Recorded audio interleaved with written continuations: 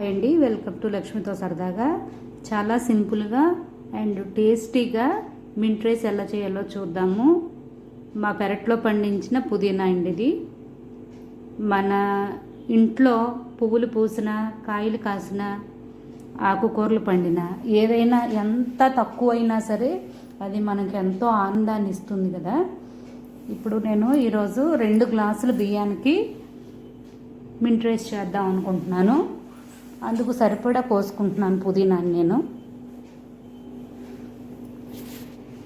పుదీనాను కోసుకొని బాగా 2-3 సార్లు కడిగేసుకోవాలి.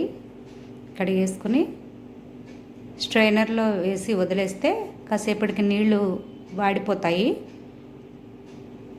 వాడిపోయిన తర్వాత పక్కన పెట్టుకుని 2 గ్లాసుల బియ్యం తీసుకుని బాగా కడిగేసి నానబెట్టుకోవాలి. 1 గ్లాసు బియ్యానికి 2 గ్లాసులు నీళ్లు పోసి అన్నం వండుతాం కదా మనం.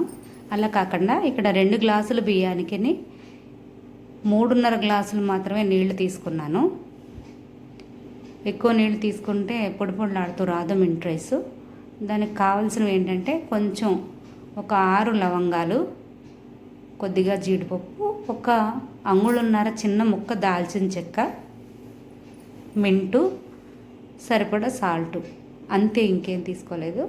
స్టవ్ వెలిగించుకొని ప్యాన్ పెట్టుకొని దాంట్లో 4 స్పూన్ల ఆయిల్ వేసుకొని 2 స్పూన్లు నెయ్యి వేసుకుంటున్నాను. నెయ్యి వేసుకుంటే టేస్ట్ చాలా బాగుంటుంది, అందుకోసం నెయ్యి వేసుకుంటున్నాను. ఇప్పుడు వేడెక్కిన తర్వాత దాంట్లో ఈ లవంగ ముగ్గలు, దాల్చిన చెక్క, జీడిపప్పు వేసి ఒకసారి కలుపుకోవాలి. కొంచెం వేగిన తర్వాత 3 పచ్చిమిరపకాయలు విరిచి వేసుకోవాలి, లేకపోతే పేలుతాయి కదా. అందుకోసం కారం ఎక్కువ తింటే కొంచెం ఎక్కువ వేసుకోవచ్చు. ఇక్కడ నేను 3 పచ్చిమిరపకాయలు సరిపోతాయి, కమ్మగా ఉంటుందని నాకు 3 పచ్చిమిరపకాయలు వేసుకున్నాను నేను.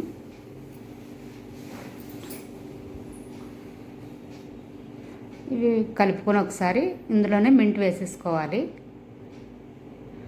మింటు కొంచెం బాగా వేగాలి, లేకపోతే పచ్చివాసన వస్తుంది, బాగోదు.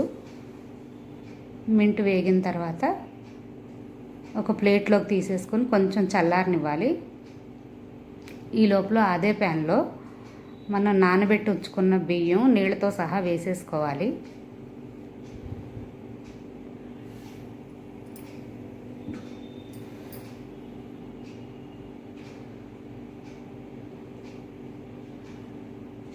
ఇప్పుడు ప్లేట్లోకి తీసుకున్న మింటుని మిక్సీ పట్టుకోవాలి. ఇప్పుడు చల్లారి ఉంటుంది వాటికి, అందుకోసం కొంచెం చల్లారిన తర్వాతే మిక్సీ పట్టుకోవాలి.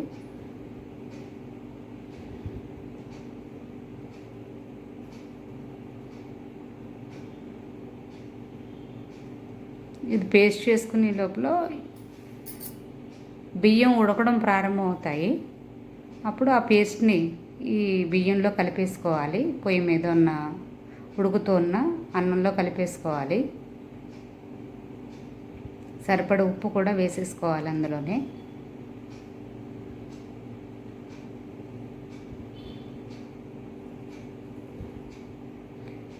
వేసేసుకొని బాగా కలిపి కొంచెం ఉడకడం ప్రారంభం అయిన తర్వాత సిమ్లో పెట్టి కుక్కర్ మూత పెట్టేసి విజిల్ పెట్టేసుకోవాలి. అలా విజిల్ పెట్టుకున్న తర్వాత సిమ్లోనే ఒక పావు గంట ఉడికించుకున్నా పర్వాలేదు. లేదంటే ఇంకా కొంచెం ఫాస్ట్గా కావాలనుకుంటే ఒకసారి హైలో పెట్టి ఒక్క విజిల్ వచ్చిన తర్వాత అప్పుడు సిమ్లో పెట్టి ఒక 10 నిమిషాలు ఉడికించుకోవాలి. మగ్గుతుంది బాగాను. మనం హైలో పెట్టి ఒక 2-3 విజిల్స్ రానిచ్చేస్తే అడుగంటేస్తుంది. మనం కొంచెం నీళ్ళు తక్కువ పోసాం కదా, అందుకోసం అడుగంటేస్తుంది. హైలో పెట్టకూడదు. ఒక్క విజిల్ వచ్చే వరకు మాత్రం హైలో ఉంచి 10 నిమిషాలు సిమ్లో మగ్గించుకున్నా పర్వాలేదు. లేదంటే ఉడుకు పట్టిన తర్వాత మూత పెట్టి పావు గంట సేపు సిమ్లో పెట్టి మగ్గించుకున్నా పర్వాలేదు. అయిపోయింది. టేస్ట్ చాలా బాగుంటుంది, ఒకసారి ట్రై చేసి చూడండి. ఇప్పుడు ఆనియన్ రైతాకి ఒక 2 పెద్ద ఆనియన్స్ చిన్న ముక్కలు కట్ చేసుకొని ఉంచుకున్నాను. 1 పచ్చిమిర్చి, కొద్దిగా కొత్తిమీర, చిన్న ముక్క క్యారెట్ తురుముకొని ఉంచుకున్నాను. అది గిల్ల కొట్టుకున్న మజ్జిగలో కలిపేసుకుంటున్నాను. పెరుగు గిల్ల కొట్టుకోవాలి, అందులో సాల్ట్ కలుపుకొని ఈ ముక్కలు కూడా కలిపేసుకుంటే అయిపోయింది ఆనియన్ రైతా. ఒక్కసారి మీరు కూడా ట్రై చేసి టేస్ట్ చూసి ఎలా వచ్చిందో కామెంట్లో తెలియజేయండి. ఓకే, బాయ్ అండి. మరో వీడియోతో మళ్ళీ కలుద్దాం.